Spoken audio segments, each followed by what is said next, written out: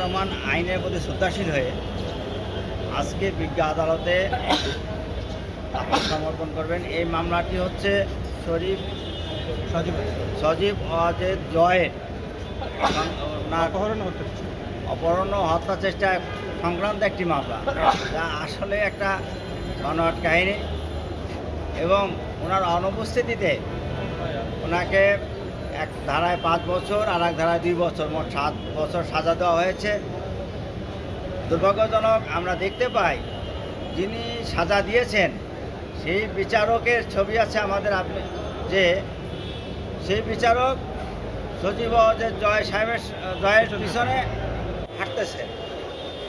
সেই বিচারক সজীব ওয়াজেদ জয়ের পিছনে হাঁটতে পারে, সেই বিচারকের কাছে মাহমুদুর রহমান সাহেব কী বিচার পেয়েছেন এবং কি বিচার হয়েছে সেটা জানতে আমার বলার প্রয়োজন নেই। দেশ এবং জাতি জানতে অপেক্ষা রাখে।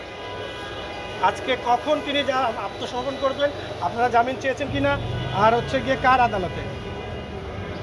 আমরা বিজ্ঞ SMM 2 আদালত নম্বর 3 এই জামিন চাবো আপিলের শর্তে, এবং একই সাথে উনি যেহেতু সাবেক উপদেষ্টা ছিলেন সেই কারণে ওনায় ডিভিশন পাবেন, ইতিপূর্বেও পেয়েছেন। আমরা ডিভিশনের আবেদন করব। আর কিছু